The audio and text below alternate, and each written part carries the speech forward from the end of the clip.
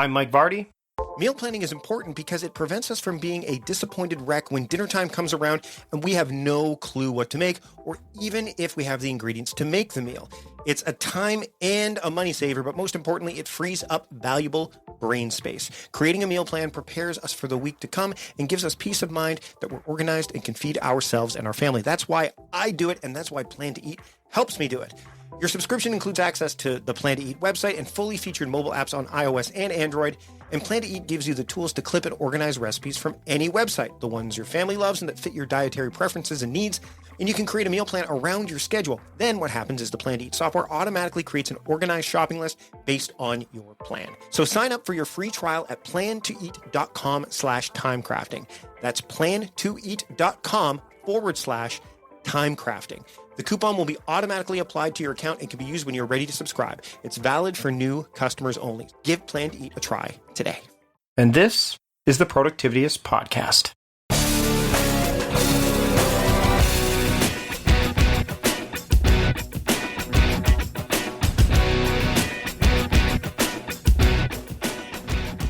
Welcome to the Productivityist Podcast. I am your host, Mike Vardy, and this week on the show, my friend Steve Dotto joins me. We talk about tech tools. We talk about his journey from broadcast television to what he's doing now and all of the things he came across along the way. We talk about what his broadcast television persona would have done with the internet and what he has available today and how he might have done things differently.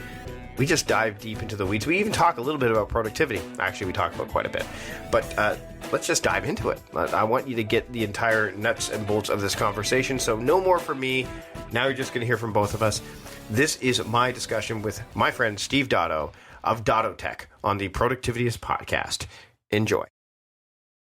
Welcome to the Productivityist Podcast. I am your host, Mike Vardy, and with me this week, I should have started with how are you on this fine day is how I should have started my... How the heck are you doing this fine day? There you Me? go. I'm ready to roll. Steve Dotto's joined me on this week's episode of the podcast. Thanks for joining me, Steve. Hi, Mike. It's a pleasure. Normally, you're like driving when we do things together. Like it's normally, you're the driver, and I'm kind of like the person that's spewing off information, both valid and invalid. Yeah. Well, I'm not going to be judging you through the whole podcast, Mike. So don't worry about that. Oh yeah, right. Because you've got this thing down to a science at this point. So let's dive into. I want to talk a little bit about how we initially met, because in the history that we kind of had. Because just to give some people some context. So Steve was back when I was watching television before any of this stuff was going on. Steve was on TV. Like that's where I knew Steve Dotto from. And one day I was checking out LinkedIn and I got a message from Steve Dotto and I'm like, why is Steve Dotto reaching out to me? It was a bit of I'll tell you this now publicly. It was a bit of a starstruck thing. I'm like, oh wow, Steve Dotto wants to talk to me. I wonder what this is all about. Yeah, you should have been. and so I emailed you back. And I don't LinkedIn's one of those places where, you don't check it as often as you probably should. A lot of people are like that, where it's like, oh, I got a LinkedIn message. Let me see what that is. But this one I jumped all over. And that was the beginning of us really starting to fashion a friendship. Absolutely. You were, at that point, you were really starting to dive into what you're doing now, at least the beginnings of it, right? I was transitioning from traditional broadcast, from the television, which I'd stopped doing just shortly before, into trying to figure out what the next phase of life was. So, and I was looking at, doing live events and a bunch of different options. And one of the things that I was thinking about doing was starting to do some writing and blogging. And I'd never done that before. And I think you were the editor. The reason I reached out to you is you were editing at Lifehacker. Yeah, at Lifehack. Yeah, Lifehack. Yeah. I never. That's why I was. You're like he must be Lifehacker, and it's like no Lifehack, but. But that's I think that's where it started. Was I wanted to start doing I wanted to start building my online presence, because I was really just known in Canada at that point, but I was just starting to get into the online world and trying to reinvent myself and trying to figure out what I was going to be doing, in this next stage of life. So. Fast forward to where we are now. You've transitioned within the transition too, in some manner of respect too. Yeah. You've done where did you start? Like when you started this, because a lot of people that listen to the podcast they're in the middle of trying to say, okay, this phase of my life is over, or I want to make a change. You actively sought that out, and then within the change, you made another change, right? Yeah. So, well, it's I'm being reductive on that. I'm being a bit reductive when I say that too. Well, when backstory is for 20 years I was in traditional broadcast in Canada, and we'd had a successful part of that was 15 years run of the TV show which you used to watch called Dottotech, and it was a syndicated show nationally. So we were quite successful in a good long running business here in Canada. So ego kind of steps up and says, okay, it's time to stop doing television because the writing was on the wall, and the Canadian network and television space just became harder and harder to make a good living at. And so I thought, okay, well, I'll just I'll reinvent myself.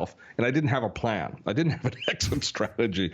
But I thought because I was smart enough to have kept this venture going for 15 years in a difficult and competitive situation, I must be smart enough to figure out the next phase without any trouble whatsoever. And you were known too. And you were known too. Wrong. But you were known too. Like, did you have that? Was that in mind? You're like, okay, well, I'm a known entity, so this might not be as challenging as it might be for somebody else. Because a lot of people would assume, okay, you're known, so moving into that next phase might not present as many challenges as it may have.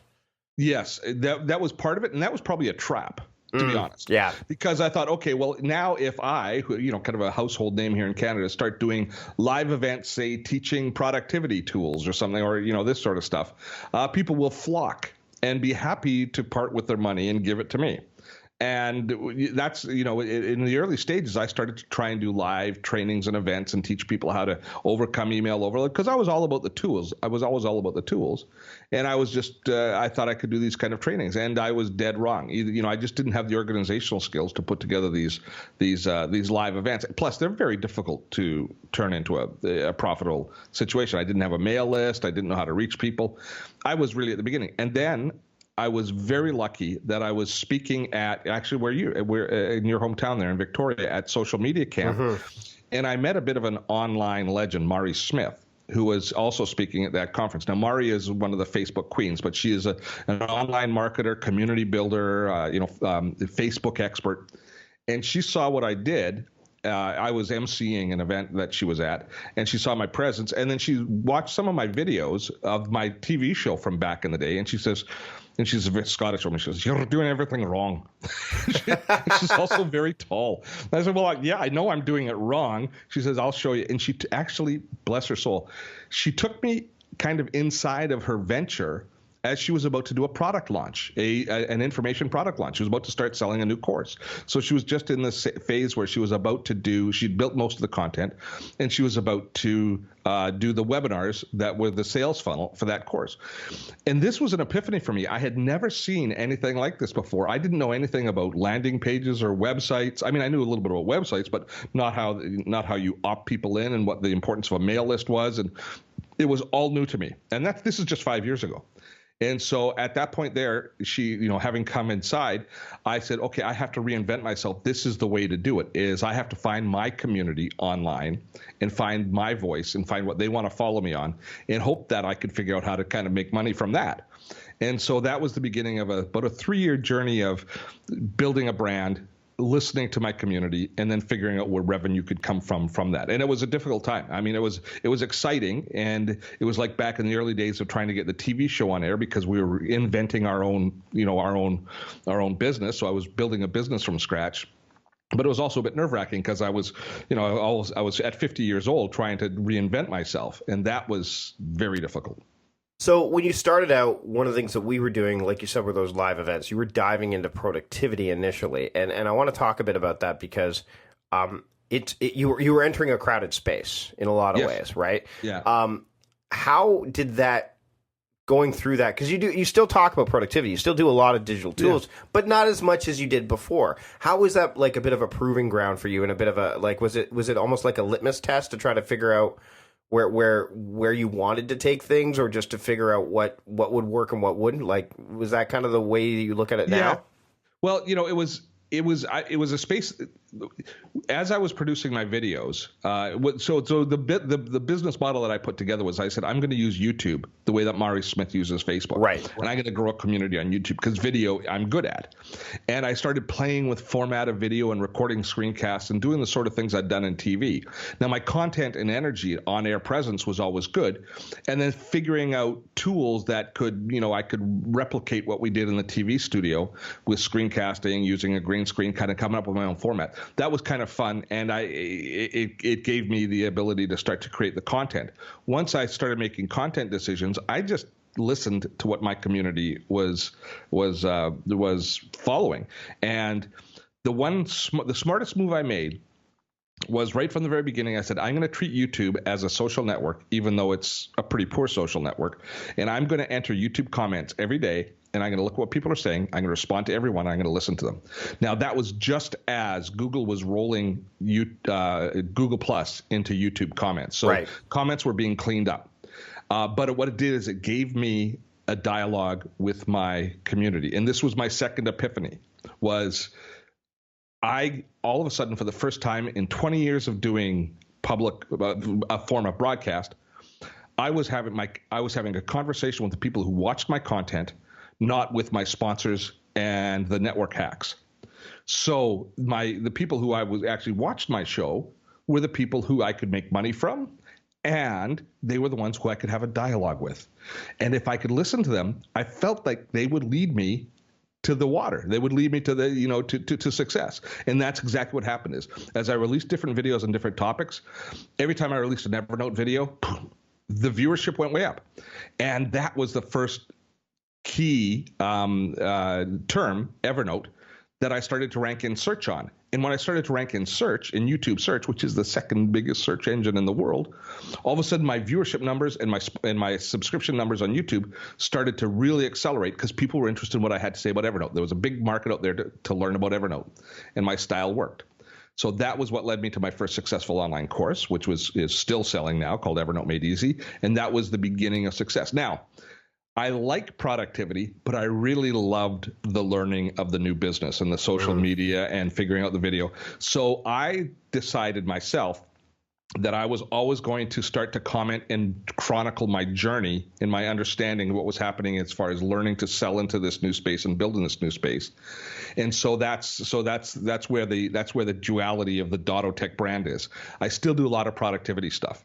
But the productivity stuff is more so I can prove that I know what I'm doing in the marketplace.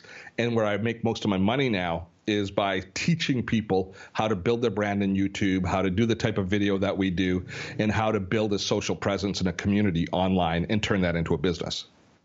I want to talk about your learning and how you've learned a lot since jumping into this fray. How do you set? You and I've had this conversation. We actually had this conversation on a ferry ride, where you're giving me the gears about certain things that I should be doing, and I've took note of it and have added it to my training days, which are Thursdays.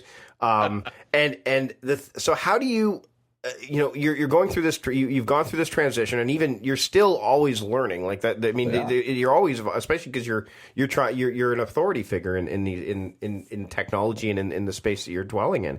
How do you set aside time to just dive deep into learning either a tool or a tactic so that you can not only apply it yourself, but then maybe figure out the nuances and stuff that might help other people, not just yourself?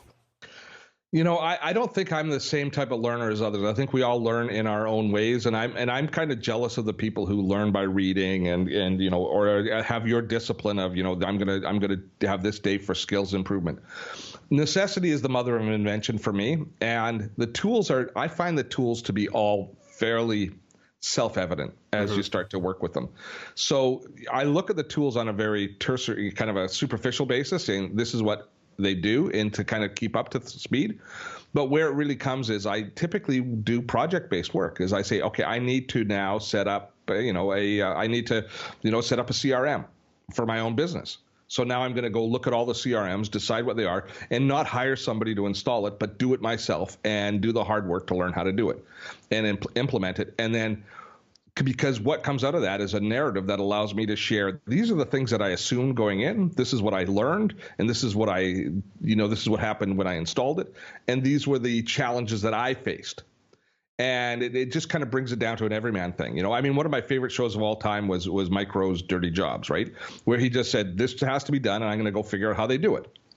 And so that's really pretty much my learning style is I dive in. But I also now recognize the value of just reaching out to colleagues and and seeing, looking at my needs through the lens of their experience. Right. And that's where, you and I do an awful lot of stuff. We talk about tools all of the time. And just because a tool doesn't work for me or doesn't work for you doesn't mean it's a bad tool or a great tool. And usually, if it works for me and it doesn't work for you, it's a great tool. But just that constant dialogue and that, I guess, constant curiosity. But for me, it's got to be project based. I can't learn something if I don't have a reason to learn it. Right. You want to have an outcome. You have to have an outcome. Otherwise, it does. Now, how do you decide when to? Because there's so many things that you can learn.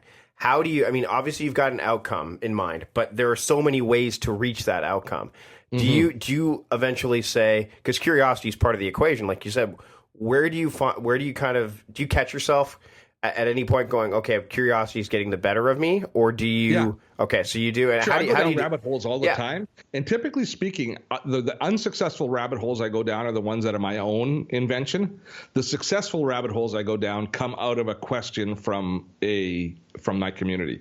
If I see 3 or 4 questions where they're all trying to figure out, now, I mean, if I could come up with a successor to Sunrise Calendar, that we really liked, I'd have a video and I would have something that would be wildly successful online. And of course, I got an email recently about someone who's building a successor to Sunrise. I'm sure you might have gotten it as well, but I definitely got one. I'll share it with you later. Tool that we have today, so people are all saying, "What are you doing, Steve?" And I go, "Unfortunately, I just use Google Calendar now. It's so disappointing." But the bottom line is that if I'm getting questions from my community, that is going to always be the bellwether that tells me that that's a direction that I should be doing. It was just like OneNote. I just recently did a video on OneNote, and it came out of so many people complaining about Evernote changing their pricing. Right.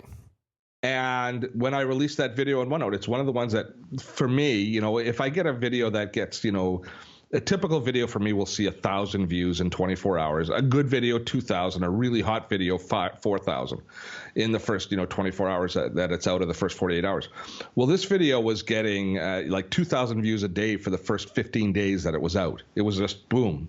And it was a long video. It was a 30-minute video. So as a YouTube content creator, there's so much good to that because I'm getting lots of minutes.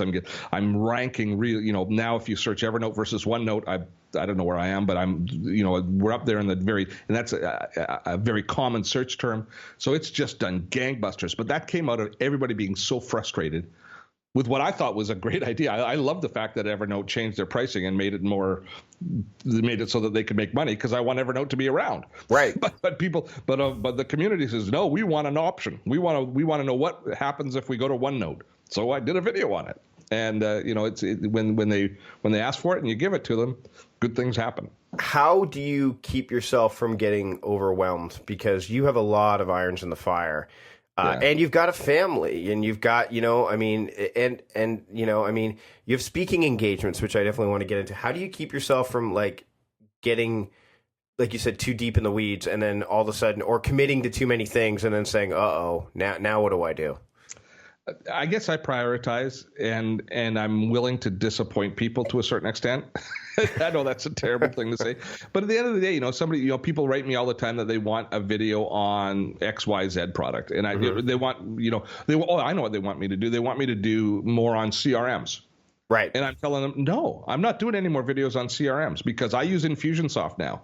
And for me to do a proper video on Entreport or, ConvertKit or any of these other great tools, I'd have to learn it. And I'm not about to change. And you'll probably find some things, the danger, and I fall prey to this too, a lot of my listeners, is they use a new tool, or they've got a tool that works perfectly fine for them. They love it. They know it inside and out. And then they find another tool, let's say a to-do list app in our case, and they're like, Oh, but this has got this cool little neat thing that nobody else has. And then all of a sudden you feel like that pull of that. And that's hard to ignore. That's fine when you're getting into something. Yeah. But I one of the things I said about when I chose my CRM, when I chose Infusionsoft at the end, is I did a video on why I chose Infusionsoft. Yep. And I don't think Infusionsoft is the best. I don't recommend Infusionsoft to anyone. I recommend that you definitely watch my video.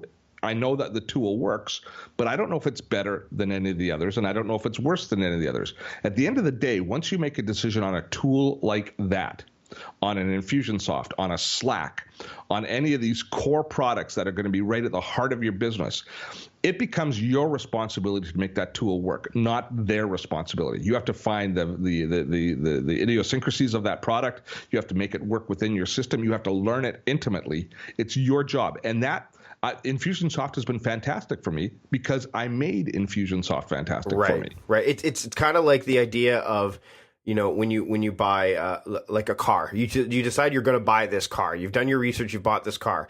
Once you got to make that car work for you. You can't buy Jaguar parts to fit in a BMW. Like you can't you have to maintain it. Yeah. You have to be willing to do that. And the problem is that so many of these tools are disposable nowadays.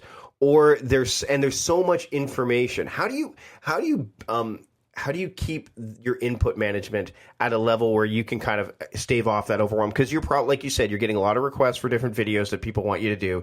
You're probably getting a lot of requests to appear at different places. You get a lot of just general engagement. I know that you do these cool things on Facebook where you say, "Hey, here's my comment of the week," and you kind of hit up back on the trolls. Like, how do you keep yourself from being overwhelmed by all of the inputs that keep coming at you? Well, one is I say no to a lot of things. Mm-hmm. I just, and when we started on this, having priorities. So one of the things that I learned, I think, is the most important thing that people in your and my business can do is we have to be constantly building our community. Mm-hmm. Well, first of all, let me set frames of reference too. I don't want to be huge anymore. No, I don't want an enterprise where there's 15 people or 20 people. I don't want to be Tony Robbins or, any of these huge online presences. That's not me. I couldn't care less to be that anymore. I'm more concerned about margin, return on investment for my time, and figuring out a good passive income stream than I don't want to manage people. So consequently, what I focus on is all, at the end of the day, not necessarily related to growth the way that you might traditionally think, but related to revenue. Right. So I hate to be so shallow, but at the end of the day, that's what I want to focus on. So I know that revenue comes directly out of how many people I have that have discovered me with my real voice. The sort of things I talk about in the productivity, the screencasting, online video, streaming video, webinar space, the things that I like to talk about. So the more people that I can get into my mail list who want to hear my words on those topics, the more money I make. So every day, my number one goal is list building. How do I create more awareness? And then episodically, I have products that I launch against that having listened to my audience, they're interested in purchasing. So that's really, at the end of the day, that's the Dottotech business model. Is growing my community. Yeah, and you're offering value. Like, I mean, that's the thing. It's so when it's funny, because I struggled with this too, is the idea of okay, how do I build a business, about that different type of growth? Revenue growth is not, no one should really apologize for that as long as you're delivering value and listening to your community, like you said, because that's what they want. I mean, there's no reason why, you and I have had this discussion, and I've had this discussion with lots of different people. Pricing is such a tricky thing, and I know we're diving a bit into the weeds here, but a lot of people, I like to keep my product pricing fairly accessible to a lot of people. That's my model. Low. Yeah, right? I know you believe that, but this is my model. Well, I know how hard you work, and I know what you put into it. I know, and there's a value that and it's evolved over time. By the way, I used to charge like $5 for ebooks, and now the lowest price is my last $10 product is going to be the one that's going to go away within the next few months, and then all of a sudden the lowest product you'll have on my site is $29 or $39, which I think I can reconcile. I feel good about that, and that's it. You have to feel that the value, because otherwise you can't aggressively promote it. Right. And so the argument, and you and I have had this discussion before, where I say, well, and others have had this. Well, I want to make sure everyone has access to this. And you and I think you might have even said this to me. It's like, well, the blog is free. Your podcast is free. Like, people can access that information for free if they want. Now, if they want to pay for it, they're going to get more.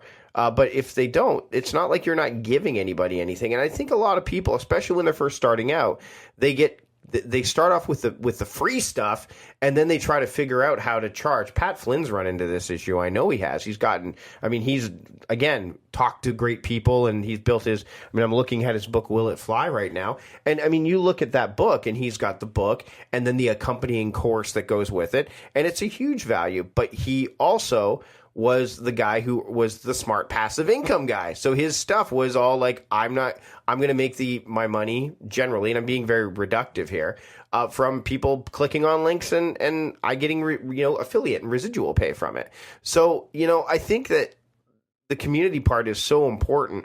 But I want to talk about when you were in television, you didn't have that direct engagement like you talked about. What would the Steve Dotto who started back on television, how would you have, if the internet and everything that existed right now was happening back then, what do you think you would have done? What do you think, would you have had the wherewithal to kind of have the wisdom? I mean, wisdom comes with age anyways, but what would you have done? What do you think would have been the outcome? That's a really good question, because here's one of the things that having done 15 years of television gave me, which was an ego. Yeah. And it's a healthy form of ego, where I was most concerned with my brand. Right. I just finished giving, for the first time ever, and I think I'll be giving in Victoria next social media camp, a talk called Ethical Online Marketing, where I talk about the less than ethical practices that online marketers do. And the big tough point for me in coming into this space was getting comfortable with the fact that I was going to be an online marketer, or an internet marketer. Now I call myself a content marketer and other things to make it kind of. But the reason is that for me, my brand, my reputation online is the most important thing that I'm always going to protect. And consequently, that's one of the reasons that I talk about the unethical practices, is I believe that the people who practice those undermine the rest of us and make it more difficult for the rest of us to prove, to get trust from our community. Because at the end of the day, your community, my community, they trust us. They like us. Yep. And the reason is because we honor them we protect our brand to their betterment. And so we would never take advantage. And that having that commitment to constantly protecting your brand, I'm not sure if I would have had that if I'd started out at the beginning. Because when you're on TV, my ethical ceiling on television, when I was doing, we always protected the brand, but we took money from people to show their product. I don't do that anymore, but that was the business model that I was in. Well, that's very much an affiliate model, which I don't really practice too much now, but that's pretty much the same sort of thing. And you're just looking for the ones that are going to make money. So I tend to think I probably would have been a little bit more of a traditional online marketer. I think I would have still done well, probably financially, maybe even better. But I'm not sure that I would have I would be able to that my reputation would have been as high on the priority list at that point. Would that ego have probably colored your thoughts now, where you said you don't want to have a huge team? Would you have wanted to? Do you think you would have wanted to have a huge team and be like, or has that never really changed? I think in your 40s, you're all about growth, right? The numbers make a difference. The numbers don't make a difference to me now, because I know that I can always make more. Right. And there's always somebody that's going to make more than me. Right. Doing that kind of the race and, measuring your success on those things, I would have definitely been on that rat race for a while. It might have worn me out and spit me out by now. How important is it and this is a question for my audience, because I know there's people out there that are struggling and fighting with, I've had conversations with people who are saying, oh, I've got these great ideas and I've got these great things and I've got this model. How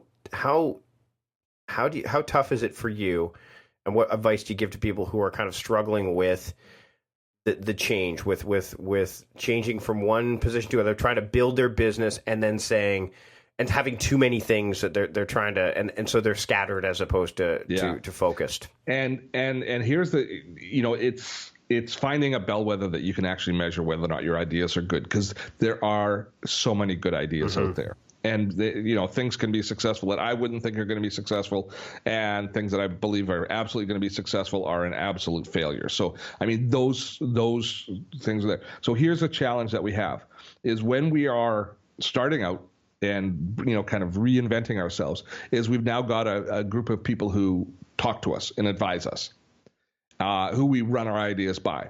They care about us for the most part. And so there's this balance between being encouraging and being honest. If you can find one or two really honest advisors, that's who you need to go with as far as making the decisions about what to go down. The best is if you can build community first. If you can determine the area that you want to be in, if you are in our space, and you can build a community, and then you can start listening to them, you're best off. But that's one of the things that I kind of pride myself in, is being a bit of a dick. And if you tell me an idea, and I think it's stupid, what's the first thing I say to you? Oh, that's a stupid idea. Exactly. But then you have to defend it to me, right? Yeah. And if you still believe in it after having me, challenge you on it, well, then there's a much better chance it's going to be successful. Now, if I hear a great idea from you and I think it's a great idea, I'll steal it. I'll still tell you it's stupid. but it's interesting. This brings up a great story that I was listening when Gene Wilder passed away, and Mel Brooks was on the Tonight Show. I think it was on the Tonight Show or on Conan, and he was saying that there was the scene where it was putting on the Ritz. It was the putting on the Ritz scene from Frankenstein. Gene Wilder believed in it. Yeah, Mel Brooks says it's a stupid idea, and Gene Wilder had to convince him it was a good idea. And when he convinced him, and I don't even think he fully convinced him, he didn't think it was funny when he saw the rushes. But he created a compelling enough argument that Mel was like, all right, fine. And I think that you're right. I think we don't get challenged enough. I think there's a lot of, which because we want to be supportive. Right. That's the end of the day. People that care about you want to support you, but they don't necessarily know. And so that is that's one big challenge. The second one is the one that you talked about, which is the scatteredness of trying too many things. So, the successful people can boil back down to, if you think about just the few goals that you have to have, it might be if you're a writer, your goals are getting the writing done, which is a challenge for a writer, getting that, a chapter a day for that book taken care of.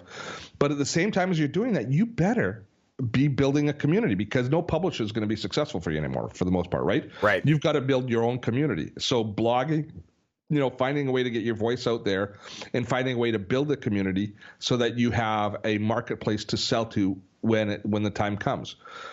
The opportunities are boundless, but that means that distraction is one of the greatest enemies that we have. And distraction can be, can be granular as far as your workday, or it can be, a much broader distraction of having too many irons in the fire at once.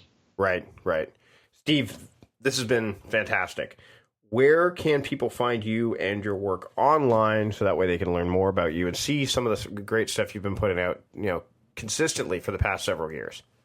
Dottotech is the place. At Dottotech.com. Follow me at Dottotech on any of the social networks. And that's me. Awesome. Thanks again for joining us this week on the show, and thanks again, Steve. Really appreciate it. Have fun storming a castle. That about does it for this edition of the podcast. You can learn all about what we discussed and dive deeper into the weeds, productively, of course, by going to the show notes, which you can find either at the blog or in iTunes or your podcast aggregator of choice. And don't forget to leave a ratings or review in iTunes or your podcast aggregator of choice, as it helps people find the show. And honestly, I review those, so it'll help me make the show better. Thanks to Steve for joining me this week. Thanks to producer John Polstra for putting the show together. And thanks to all of you for listening. I'll be back next week with a bright and shiny new episode. But until then, this is Mike Vardy, host of the Productivityist Podcast, reminding you to stop guessing and start going.